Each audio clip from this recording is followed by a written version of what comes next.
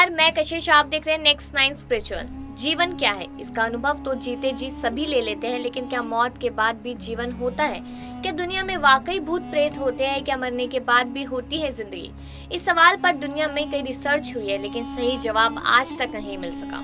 लोग कहते हैं कि मौत के बाद की जिंदगी का एहसास तभी हो सकता है जब इंसान खुद शरीर छोड़ दे।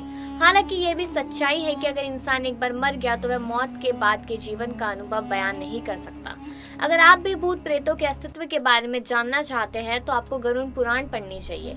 इस पुराण में जीवात्मा, प्रेतात्मा और सुक्षात्मा के अंतर को भी बताया गया है। साथ ही मृत्यु के समय और बाद की स्थितियों के बारे में वर्णन किया गया है। तो आइए आपको बताते हैं कि भूत प्रेतों के बारे में गरुड़ पुराण में क्या कहा गया है। भूत प्रेतों की श्रेणियां होती है।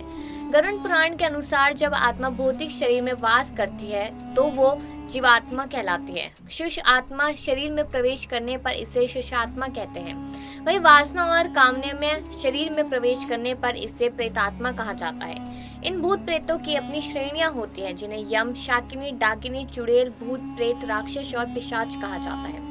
धर्मशास्त्रों के अनुसार 84 लाख योनियों का जिक्र है। इनमें पशु, पक्षी, मानव, वनस्पति और कीट पतंगे आदि सभी शामिल हैं। इनमें से अधिकतर योनियों में जीवात्मा शरीर त्यागने के बाद अदृश्य भूत प्रेत योनि में चली जाती है। ये दिखाई नहीं देती, लेकिन बलवान भी नहीं होती। वही कुछ पुण्य आत्माएं अपने सत्कर्मों के आधार पर पुनः गर्भ धारण कर लेती हैं। अगर अकाल मौत हुई हो तो गरुड़ पुराण में कहा गया है कि हत्या, दुर्घटना, हत्या, आत्महत्या यानी समय से पहले अकाल मौत होने की आत्माओं को भूत बनना पड़ता है। इसके साथ ही संभोग सुख में विरक्त, राग, क्रोध, द्वेष, लोभ, वासना, भूख प्यास से मरने वाली आत्माएं भी अतृप्त होकर दुनिया को छोड़ देती है। भटकती रहती है अतृप्त आत्माएं। ऐसी आत्माओं की तृप्ति और मोक्ष प्रदान करने की धर्म ग्रंथों में उपाय बताए गए हैं।